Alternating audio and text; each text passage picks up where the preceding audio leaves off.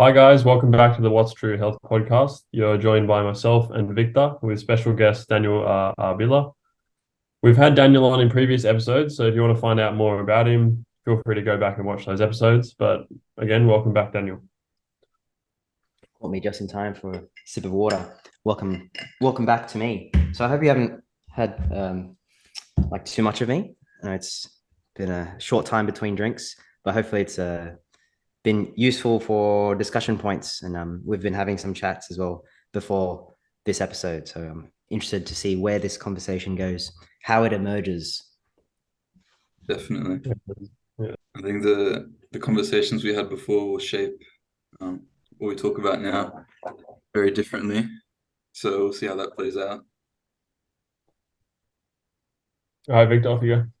Okay, so with the first question, Daniel, tell us how we can use social media as a tool instead of a time waster. It's a good question. And it's a question that I wish I had asked myself or someone had asked me maybe over a decade ago, we'll say. Because time wasted is also like it would depend on the person. So I think starting with what's most important for the listeners. So what kind of information you'd like to see more of. And like I'm speaking generally for clinicians because there's also nothing wrong with just wasting your time if you enjoy it. If you enjoy cat videos, if you enjoy like entertainment, or if you enjoy following the news or sports or music, and social media is that avenue. So if that is your vehicle, or that's like the reason you use social media, that's totally fine. And I wanted to preface that before I go into like how I would use it. Um, so I think starting with like what generally is helpful is what you'd like to learn and who you'd like to connect with. So using social media as a form of connection. Had it not been for social media, I wouldn't be on this podcast. I wouldn't have met Victor in person. I wouldn't have known you existed, literally. So I think using this as a vehicle for establishing connections with people who are of kind of similar values and like, similar passions, similar interests. And then using social media, especially for Instagram and TikTok, the short form sound bites and content, using that to then find longer form content. So more deeper learning like courses or resources, other groups and communities, um, podcasts that are like longer than, the 30-second up to 2 minute, whatever intervals of each post. So that would be my starting point. Like what's most important? What do you want to learn? Who you want to connect with, and using it as a vehicle for DMs, for connections, to see if there's someone in your city that you want to just to reach out to shadow, just to see what they do. And then using it as a resource for longer form content, because the sound bites, no matter how good the sound bites are, they could be the best sound bites in the world, they won't cover they won't cover the deep topics, no matter how well presented they are. Wow, that's a great response. There's a lot to unpack there, definitely, and great summary at the end with those three main points. But yeah, that's something I definitely didn't um, notice, that some people may not actually want to be using it as a tool. Maybe they do like watching cat videos and stuff in their spare time. But for me, I did do that for a little bit, but then there comes a point where I do feel like I am just wasting time, and I do want to see the other side of it, how I can use it more as a tool. But yeah, definitely connections, very good point, because Facebook, Instagram give you suggested friends, and just you can build up a people to follow really quickly, and from there, if a DM here, DM there, and then next thing you know, you're on a podcast with someone else. So in that way, it's very good. But then Yeah, also, oh, Henry, you you go want to first. chip in? And you finish up first. Yeah, and so just bouncing off of that, I wanted to bring up the knowledge exchange, Facebook group, because that was one of the first instances I've seen of social media being used as not in the way of just seeing something once and forgetting about it. It's actually a resource where you can go search something up, look back into, you have discussions with people who are having discussions a few years ago.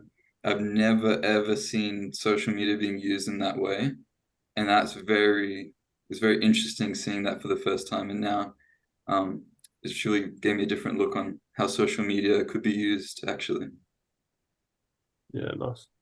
Yeah, I think it's good to have, definitely good to have that balance also of, like, obviously you guys you've set up those two accounts, having, say, that individual account and then having the sort of EP account. It's a great way to have that sort of separation between work, and sometimes it is good to just time waste and, look at dumb shit that doesn't matter.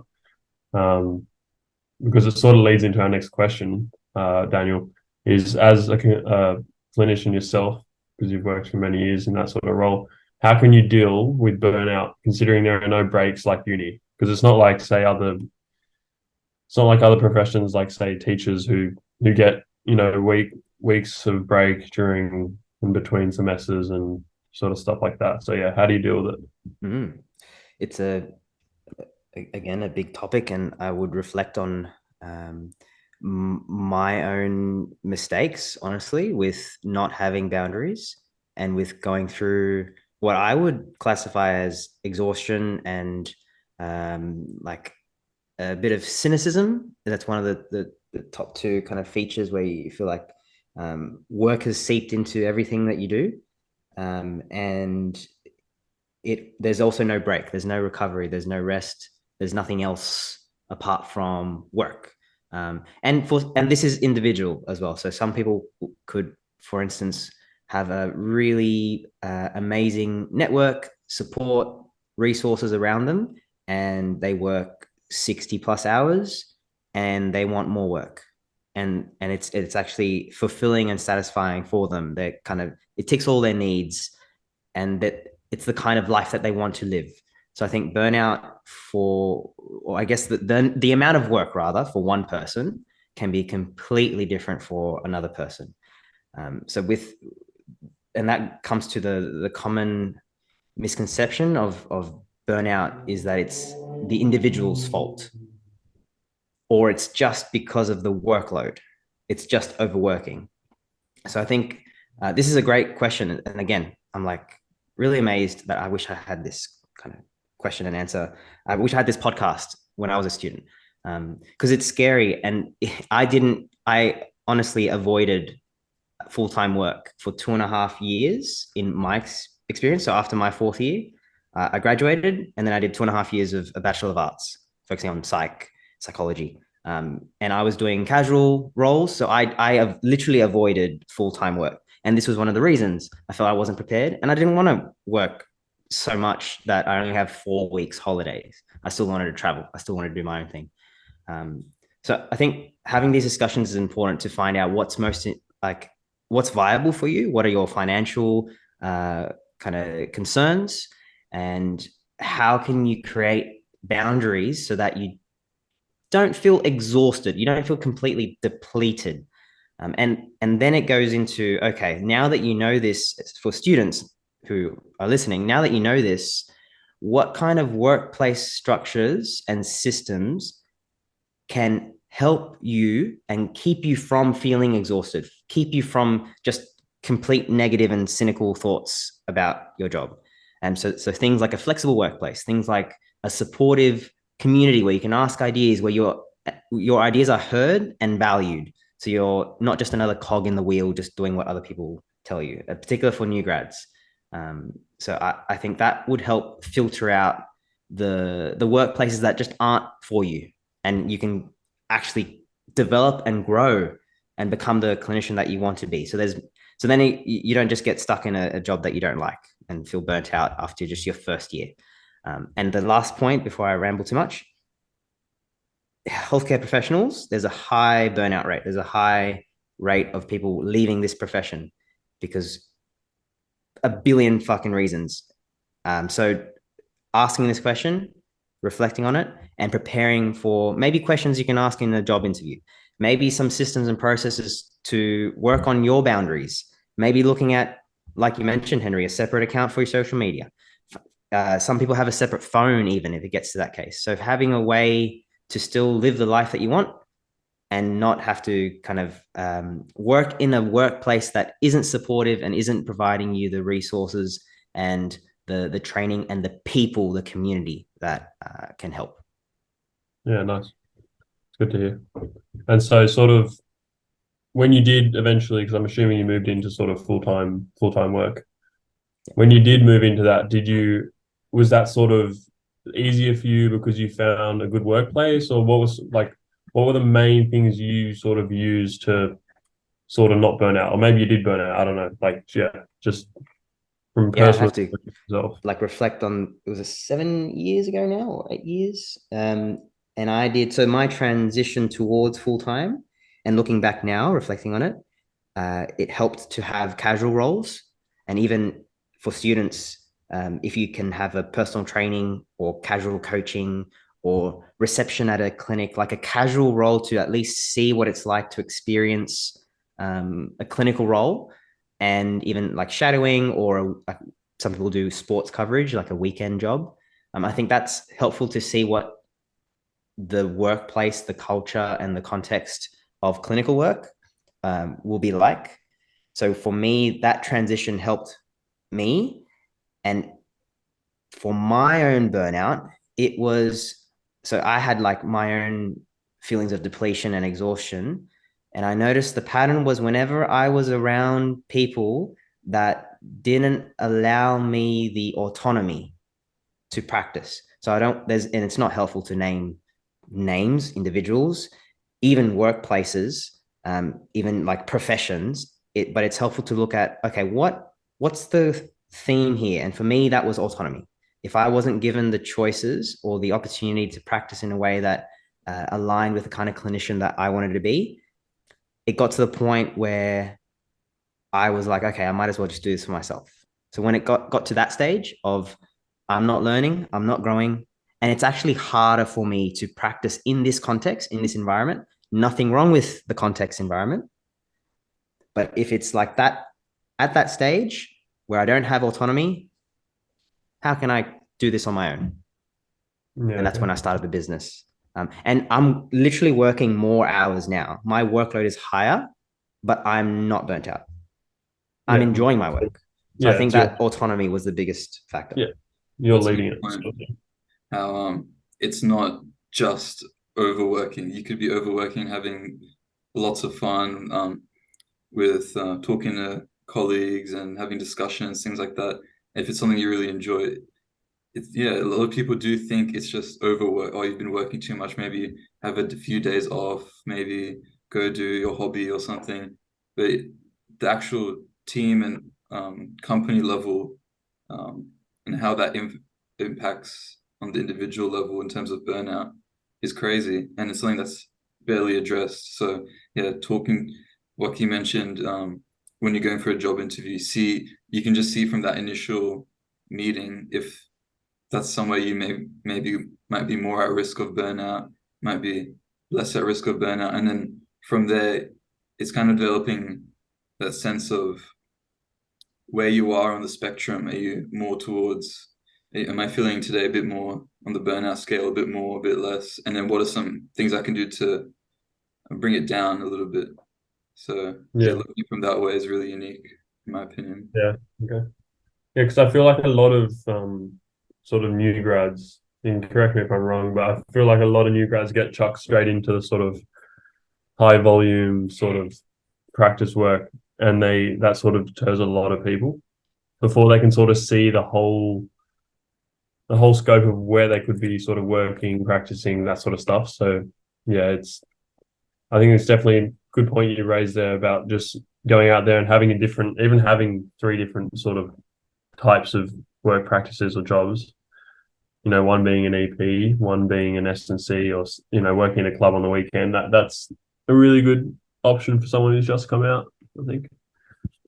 What's a And good great. So I was a sports coach for kids for 5 years total. This was during uni as well. So casual, and I still use a lot of the games, the concepts of those games with like constraints with rehab. So I think that even though it's with kids, there's still some skill sets that I still use and I learn from. Yeah.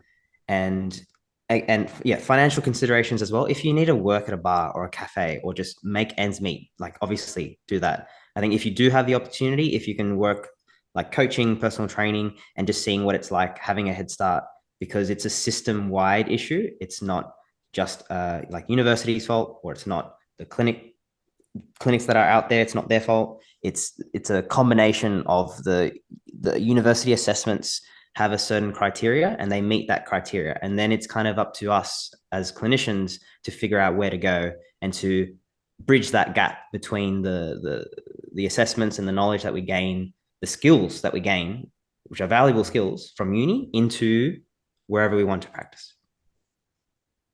Definitely.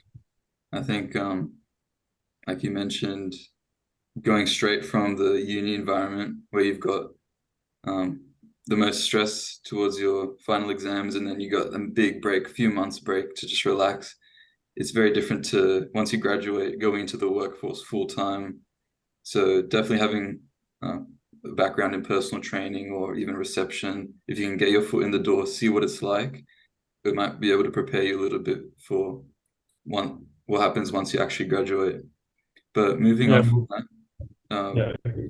onto question 3. So you mentioned that once upon a time you were stuck in the biomedical model, and we just want to know, tell us about that experience. How did you get into it? Did uni lead you to that path?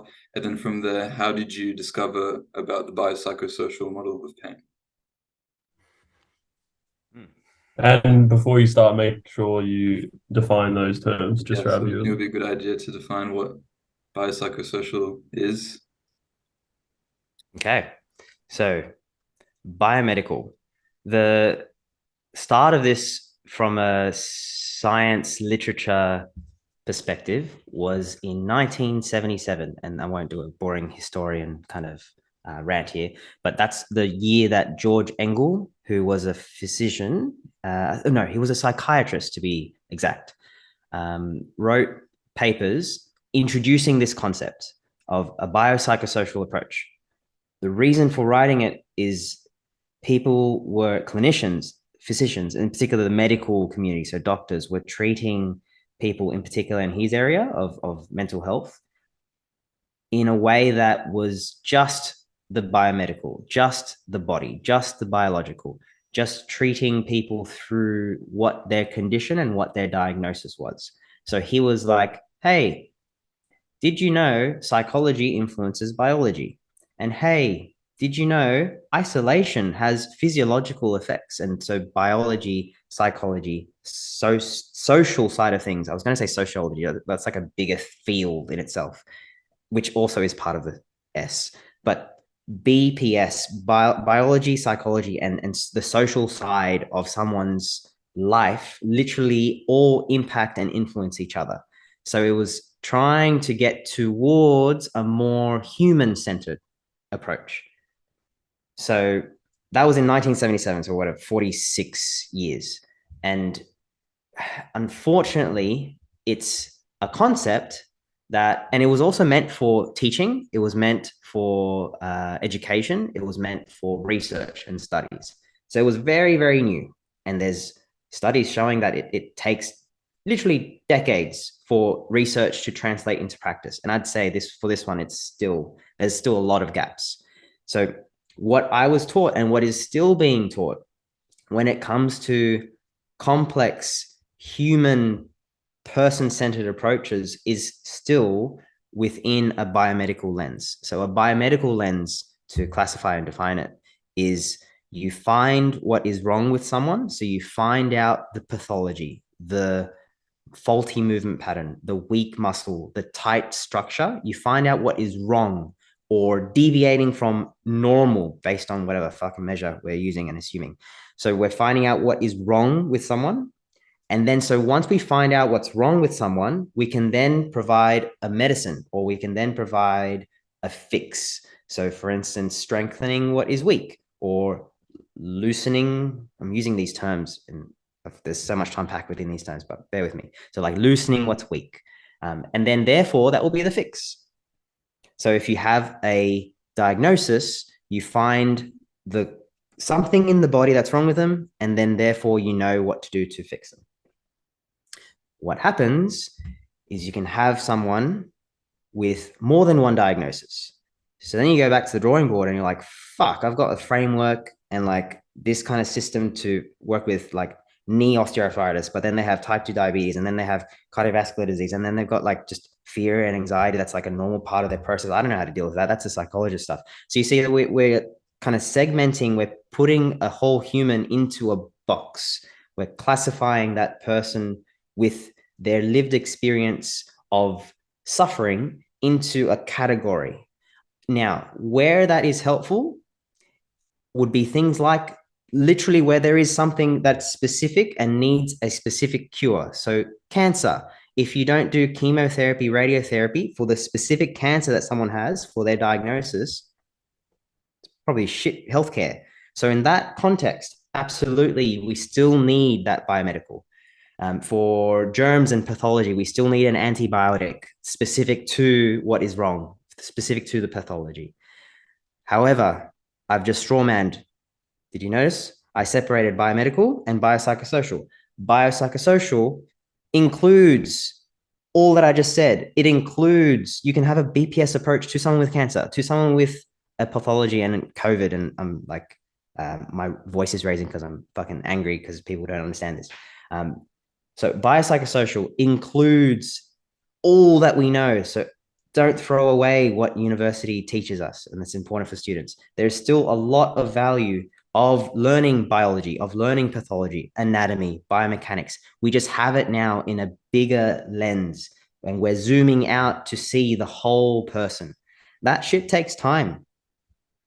So that's the simplest I could make it with the biopsychosocial and the biomedical. Let me know if what didn't make sense, and then I'll go to like my journey that's still ongoing. So No, I think that was a really, really good 5-minute summary of just the history of biomedical BPS, and until now is really good. Yeah, when you went to the biomedical model for like cancer and like infections and things like that, I was in agreement. Like, yeah, I could see how there's that distinction, but then, yeah, when you did bring it back to the straw man, and you could actually include cancer with BPS models, like I had that aha moment. And yeah, I have seen a lot of posts online that you can't separate the two; that they're integrated as one. So that's something that is very hard because we see it as a dichotomy: BPS versus biomedical, like who's right, sort of thing. But yeah, it's still something that I'm still learning, and I think a lot of students are learning, is trying to find out how to integrate that. And especially for me, it's fine to learn about it in theory, but seeing how that applies to clinical practice is something else. Henry, did you want to add anything to that? Yeah, well, I think a great example of that BPS approach being used to talk about is pain, right? That's like a great example, because like me and Victor talked about it this morning. It's when you're looking at something like pain in a certain area, like, I've got back pain and stuff like that, considering, obviously you can still consider biomedical approach in this sort of BPS model, but also to be able to then consider, because pain is definitely has psychological and social aspects to it, especially with sort of the aspect of pain in terms of like, you having that sort of perception of how severe the injury is, or the pain, or someone telling you that, oh, this is really bad injury, and that pain becoming a lot worse in your mind than actually is. So it's definitely a really good approach in terms of pain management, which is very important for EPs, because EPs deal with that sort of stuff a lot. So yeah. And is it, adding on to that, is it fair to assume that physios in the sphere of physiotherapy, when they're treating acute management, would imagine the three Venn diagram circles coming together, would the bio be bigger? Would that circle be bigger for a physio? And the psychosocial circles be bigger for an EP? Would that be right to assume that? Let me Off the top just of my head, that's what I would think. Like that's what we talked about this morning, Victor. Sort of because they're dealing with that acute management of injury, and sort of they're honing in on, like Daniel said, the thing causing it. But there's still room to consider the other things. Like I don't know, there might be some differences between EP and physio in that way, but I'm not sure.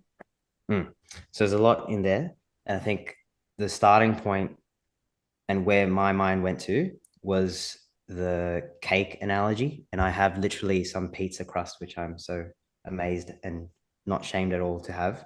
But so bread, right? It's also kind of burnt. So let's go three things. We'll just make it for this purpose three. We've got flour, we've got water, and we've got like some air particles in this, right? Plus some tomato and some burnt shit. So can you take out the flour from this? No. Can you take out the water? No. Or the air? No. No? Okay.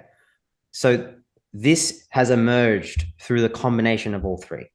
So when people, and this is EPs as well, and this has been shown in the literature that we just love separating shit because it's easier, less thinking. It's not complex. It becomes complicated, which means that there's a start point and an end point. There's a certainty in this. We still try to take out the flour from that pizza crust because it would make sense. So instead, as with all person-centered, human-centered approaches, we would rule out red flags. We would screen for red flags. We would screen for cancer. It's not like someone comes in with chronic pain and we don't give a shit if they have cancer or not. It's not like someone comes in with acute pain and we don't give a shit about their feelings, their thoughts, their beliefs. We're not even listening. We're just treating like the sprained ankle. Now, there's different levels of escalation where if there's an acute traumatic injury, there's like a bit over here that's first aid. That's like, okay, medical emergency. We look at, and this is something I recommend for literally everyone, mental health first aid, suicide. Suicidal ideation is like red flag. You need to have mental health and in general, first aid qualifications, CPR, if someone's having a fucking heart attack. There's this dichotomy of acute stuff and chronic stuff. It's just the level and the escalation and the response depends on the context. And for one person with acute injuries, you would still treat them just as carefully and with the honesty and with the just humanity as you would with someone with chronic pain. What we see in the literature and what I see on a day-to-day basis based on the patients, clients that come in with persisting pain, we think it's psychosocial.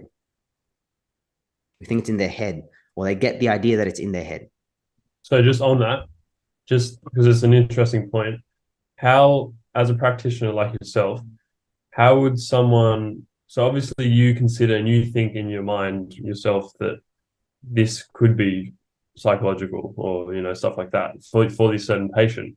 But how do you sort of approach that with your patient? How do you sort of present that to them? Because you can't, it's sort of sometimes hard because you obviously have to be empathetic, show empathy to say to them, oh, well, maybe this pain isn't as bad as you think, stuff like that. So how can you approach someone in that sort of sense? So that would be like me assuming that this crust is all flour. There might be some flour in there, but even the flour itself has changed. So a good example is if we think about whenever we've had an injury or flare up, the thoughts we had and the beliefs we had and our behaviors is the psychological. It's just and another example with depression, anxiety, I'm not sure if you guys have come across the comorbidities of basically depression, anxiety is everywhere. You're more likely to get it if you have cardiovascular disease. You're more likely to get it if you have like a whole host of other cardiometabolic disease. So our depression, anxiety, and our cardiometabolic physiology, it's intertwined, it's linked. So I think the assumption of, okay, this person is like, it's the pain is psychological. It still, No, it's I meant sort of not like excluding the other areas, but I just meant if part of it is like, do you usually like how can you sort of address that to the patient? Like, do you sort of not, or do you just sort of consider it in your approach to like care? The shortest answer I can give is I listen. Yeah. Okay. Yeah, that's the best you can do. Yeah. And this is where, and these are good questions. So to be clear as well, and I appreciate you clarifying. These questions are what I needed to figure out because my lens, my entire philosophy was I would see boxes, I would see people and I would classify them. I would see, okay, this is knee pain. And I have like a mind map in my head of like knee OA, patellofemoral pain, patellar tendinopathy, and all these kind of like classification systems. So I would just see that. That would be my whole philosophy. And so if they had something that was different, I would be like, oh shit, I don't have the training or the skills. Or I'd be like, oh, they've got some unhelpful pain beliefs, or they're just catastrophizing. Or I would need another label because I was still stuck in label land of linear thinking of biomedical. If I just find out what the wrong belief is and fix that wrong belief, fixed, done. They'll be cured. So we can unintentionally have the same biomedical approach for someone that has, say, yellow flags. I made a whole post of this, but for this purpose, I'll say it. Yellow flags. They've got catastrophizing. They've got magnification of their pain. They're thinking the worst. It's like, oh, this is the worst thing ever. I'm never gonna play soccer again, and I'm gonna be a cripple for the rest of my life. I can't even walk. This is horrible. Why did I do this? Yellow flags, but it's still a human. So we would have approaches where we would interact with the human through that first step, listening. The second step, honestly, is seeing examples. So I could be saying shit from this podcast and I've probably lost half the audience. So I think seeing examples of the interaction, of the red flag screening, that knee, yes, you can still do orthopedic testing, special testing, which is another podcast episode, but you can still touch them. You can still palpate. You can still clear for the red flags and screen and be vigilant for any major changes. So you're still in the biomedical. And then you have a conversation with them and you're interacting with their psychology. Just them coming into your clinic, they've got behaviors, they've got thoughts, they've got expectations of you as the clinician. They've got psychology already, regardless of whether you target it or not. And then that listening bit is where the interaction happens. Yeah. Okay. And I think that ties into the role of healthcare professionals in pain education, because if you said someone presents to you with those yellow flags, you can't necessarily treat that with exercise, even though we're EPs. So then it does challenge the perceptions of people thinking that they're coming in for an exercise session. But now that I've learned that we can also have just conversations and sort of address these yellow flags, and even but from changing one or two of these yellow flags or changing a little bit of their beliefs, it can have an overall net effect of helping their pain, even if we actually didn't do anything to their tissues in the first place. So in that sense, it's helpful to see how the BPS model really, because it's intertwining. One factor affecting one part can affect the entire how the interactions occur as a result. And seeing it that way is really interesting. So what we go through in our course is like an example of an acute injury. And we can think of, for someone experiencing, let's say, acute ACL rupture, what might be the thoughts going through their mind? What might be the beliefs going through their mind? Yeah. What about people around them? How are people around them responding and reacting?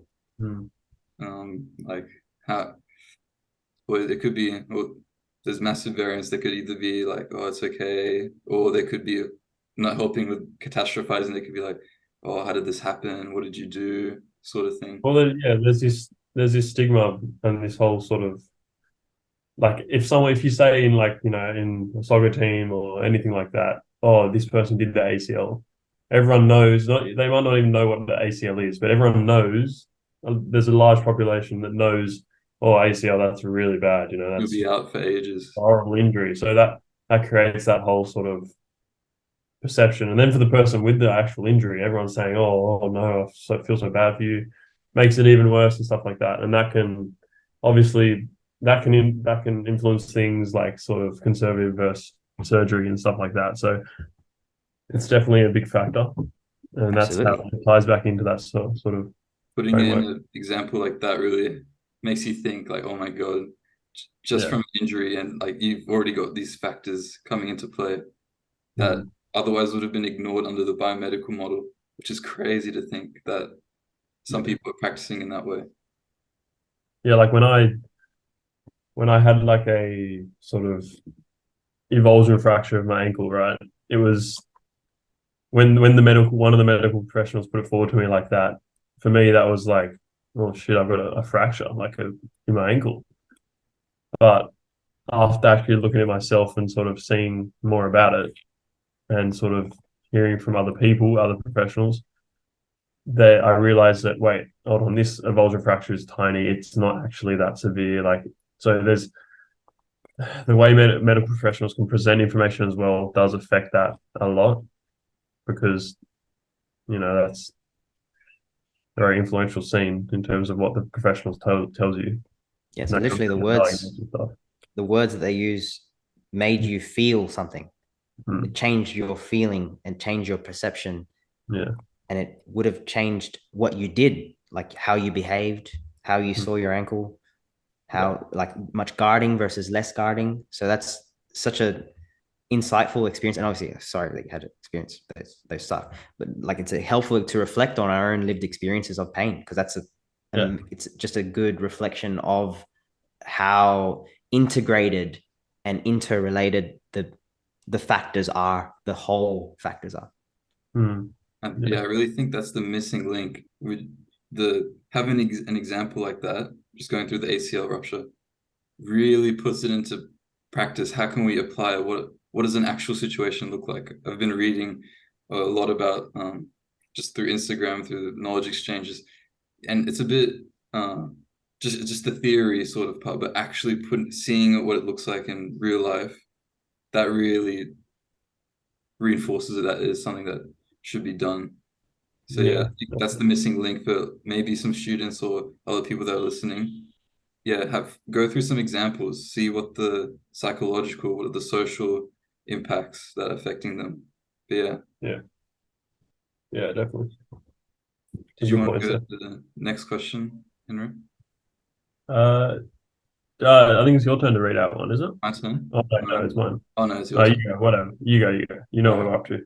So Daniel, you last episode you asked us how do we filter information, and hopefully you provided some good points or maybe some not good points. But we want to return the question back to you. How do you filter information?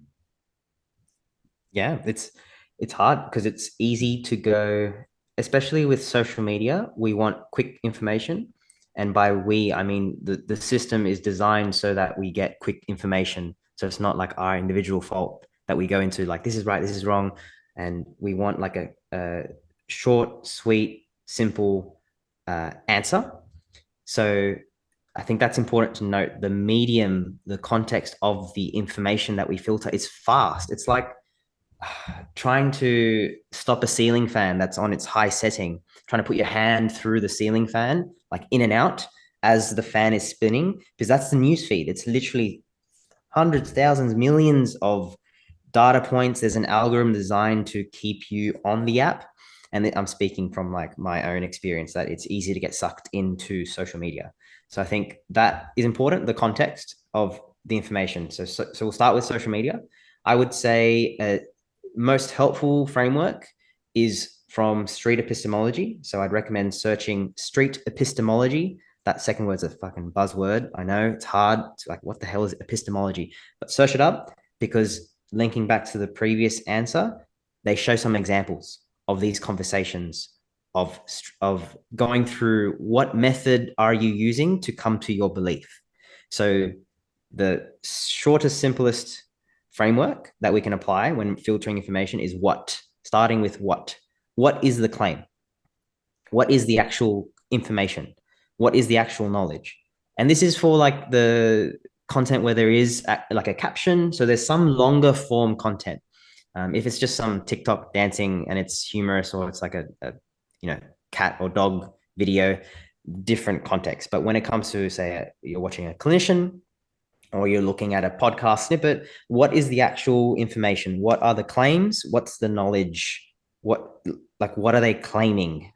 So answering the what, then going into the why.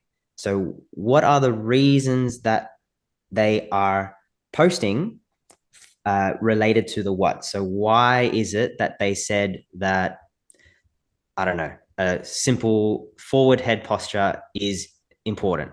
Why? What are the reasons? It's almost separating the actual what and going into the focusing on, okay, this is why.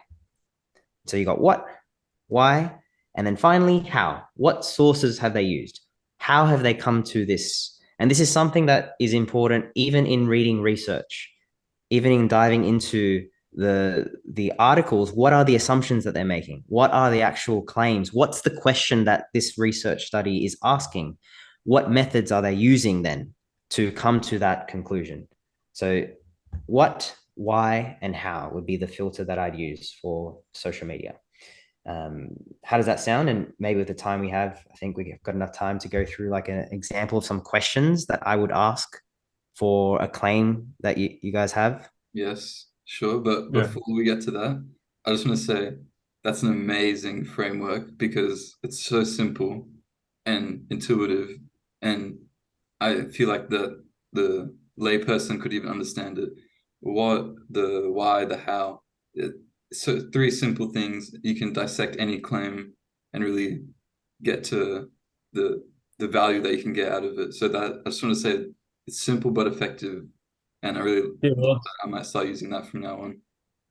Yeah, well, when someone tells you something, even you can think about it like this: when someone tells you some fact or something you don't agree with or don't know, I think innately in your mind anyway, you sort of go through those processes. You go, hold on, what are they saying?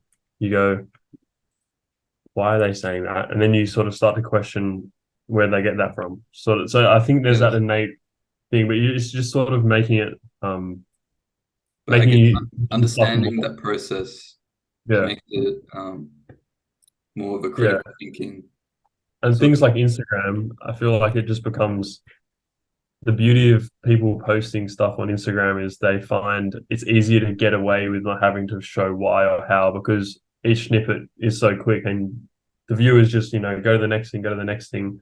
There's often not that sort of importance or need to have to back it up because it's such a short and quick video. So I think that's why they become so impactful and sort of that's why there's so much of this information out here that just doesn't have much. Because obviously it takes time to evaluate all these things and actually look at this stuff. So for the average person, it's hard. Definitely. I agree that short form content has definitely contributed to the misinformation epidemic that people like to talk about. And I think that by people normalizing it in a way that makes the problem worse, but that's very hard to change. The social media is very big and I don't think it's going to change anytime soon, but having conversations like this really at least gets us one step closer to making those changes. Yeah. So for the example that you were saying, Daniel, was it that slide that we were discussing about? Yeah, I've got like two sentences. There's the foot position and arch maintenance during weight bearing will affect the lower limb alignment and function. I could go for a whole podcast on that, not being like a superior dickhead here, but just there's so much within there that's rich with questions. Like my mind is like racing with questions. We can maybe start with one sentence as an example of like what, why, how. Does that? Yep, that sounds good. We can do that. Yeah. So foot position and arch maintenance during weight bearing. So the questions that come to mind would be foot position. What do they mean exactly? Are they talking about foot position and arch maintenance together? What's maintenance? How is the arch being maintained? And so there's an assumption there that there is one foot position, or their assumption is that there's one arch that we need to maintain during weight bearing. So that would be the what. And I'm like, my mind is going to other questions, but that would be the starting point. And this is also from a background of years of looking into the research with regards to pain and injuries, MSK conditions, and speaking with podiatrists and having conversations like this. So shout out to Alex Murray, the rehab podiatrist on Instagram. He'd be good to, he'd probably call me out on what I'm saying that right now that's wrong as well. And I would be like, okay, cool. Whatever he says, we can rely on more. So foot position and arch maintenance. What is the definition of arch maintenance? And then during weight bearing, the foot position and arch maintenance will affect the lower limb alignment. What alignment? And when it says, and then function, what function? For who? Are we talking an athlete? Are we talking 85-year-old Betty with comorbidities and chronic pain? Like, that's the what, looking at the definitions within that one sentence. What's their main claim? Just, do you want to say their main claim at the end of that? Because the main claim of that slide is regarding how it affects, well, it leads to ACL injuries. That's what it said. Yeah. So then the assumption within that is within a linear thinking that high stress in the form of biomechanical loads will lead to injury. So that's the what, that's the assumption. And then through this magnified view, we can then zoom out on what do we know about this topic? What research, what tests, what theories underlying this has led to, first of all, what's the history behind this claim through the body as machine biomechanical literature? And then what does scientific consensus say? So when we test this out, how does it look? And the person that comes to mind that has courses on this, and we've used a lot and collaborated with him a lot, is Greg Lehman. He talks about the biomechanic literature is confusing as fuck because it contradicts itself. So you get people who are in incorrect foot positions and have the weirdest arches during weight bearing. It changes loads, but it doesn't really have any significant impact on function or on pain or on injury. And the same with the alignment. You can have people with different positions, different postural alignments with their knee. So this comes into valgus, for instance. And so once we dive into what has actually been said about the claim, that helps us contextualize this claim, where it's maybe more so, instead of higher loads lead to ACL, when do these higher loads, when might they lead to ACL injuries, for who and in which contexts?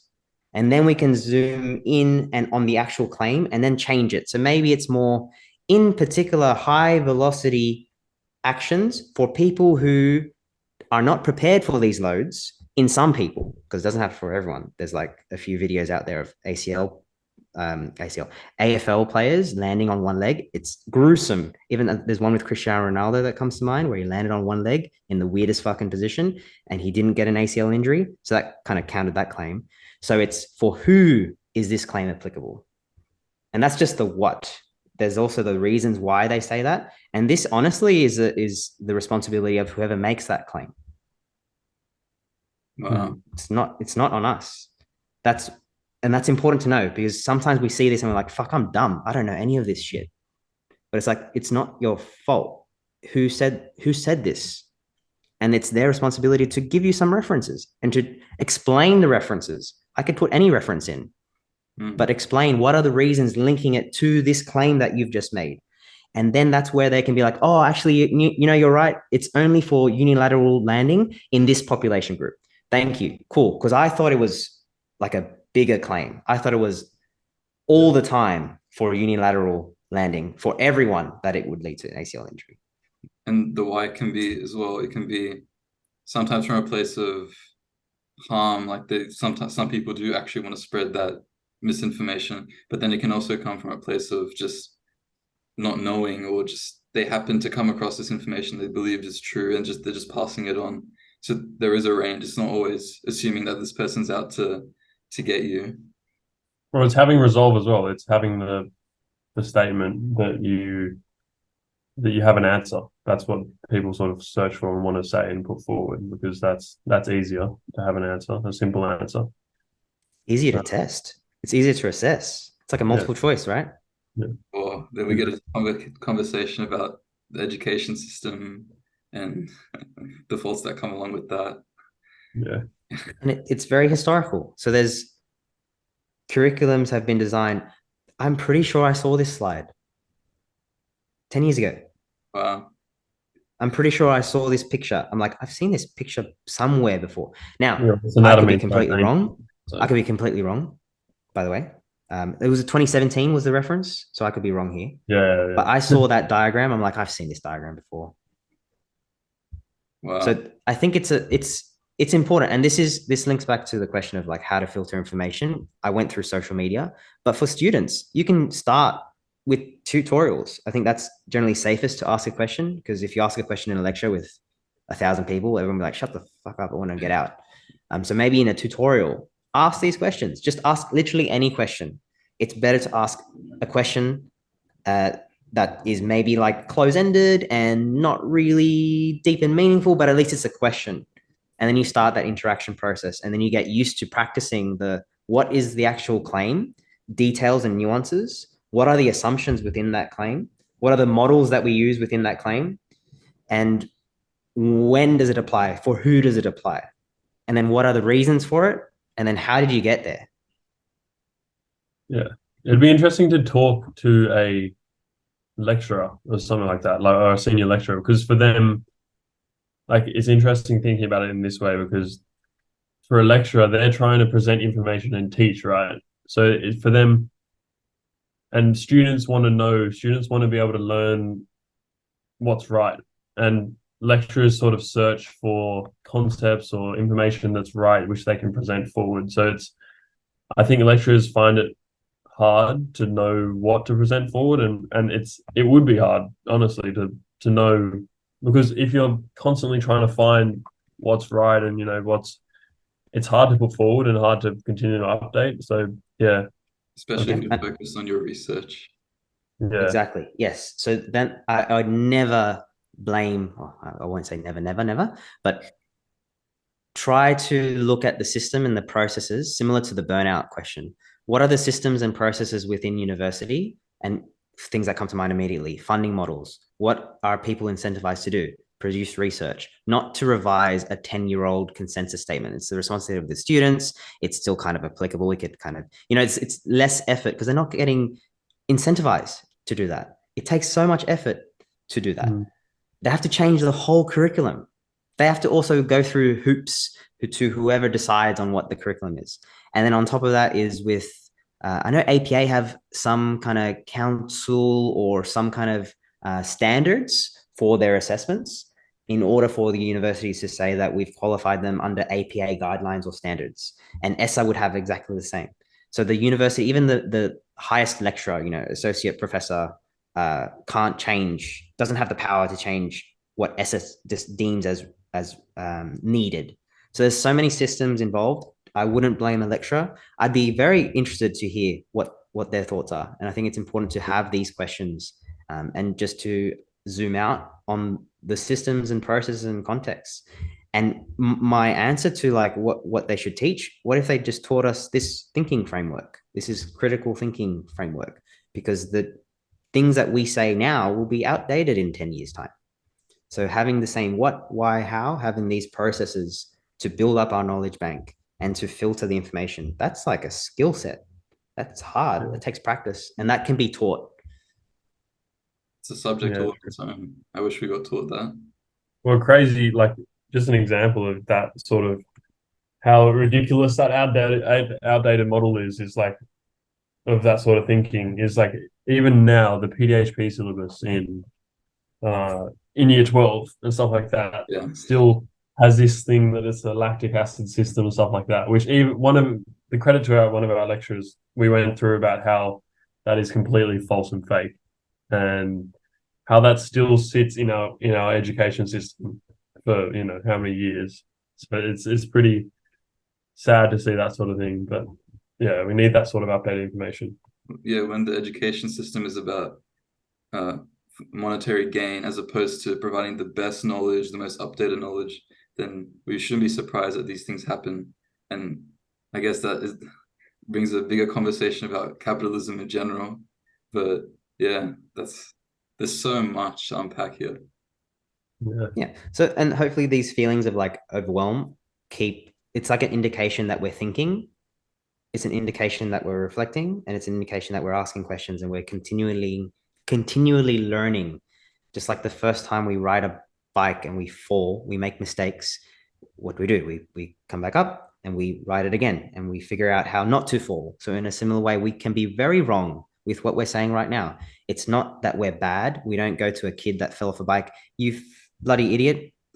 Don't fall off a bike, you stupid head. No, you help them. You be like, are you okay? Like, how are you feeling? It's okay. Do you need some help? Do you support? Do you want to go again? I reckon you can do it. Like, we support them. So in a similar way, we can have that attitude for ourselves when we come across information that we're like, oh shit, I didn't know this. Or we feel overwhelmed or lost and confused. So that normalizing this process of making mistakes, of reflecting, of learning, of saying wrong things, of doing wrong things, it's human, it's normal. It's when we ignore that or choose not to look at what we might be doing wrong or what we might be saying that's wrong, that's when it's probably not helpful in the long term. But yeah, keep these conversations up, and I've actually got a jet. So final thoughts. And no worries. Yeah, we got to wrap up. So yeah, lots of great conversations there. So much to unpack, and even more existential crises that hopefully arise from this podcast. But yeah, thank you so much for coming on, taking the time out of your day to join us, Dan. We really appreciate it. Hopefully we get you on again in the future after we do some other guests. We do our own a few episodes because you can't just be on this whole time. No, that's right. And preview to maybe future guests, if you want to preview for the listeners, any sneak peeks. And if not, there might be a double podcast collab going on in the background, and we might be getting may or may not have heard in the grapevine. So yes. So we've got big plans, and hopefully from there we can start building up. But yeah, it's super exciting. And next podcast, it'll be me and Victor. I think we'll be in the studio again, so the sound will be better, and it'll be better. So thanks to the family for the feedback. It's always the family that give, or for like close friends that give the most honest feedback. So shout outs. Yeah, definitely. Thanks, team. Thanks so much, Daniel. Thanks so much, Daniel. Yeah. Yeah, bye.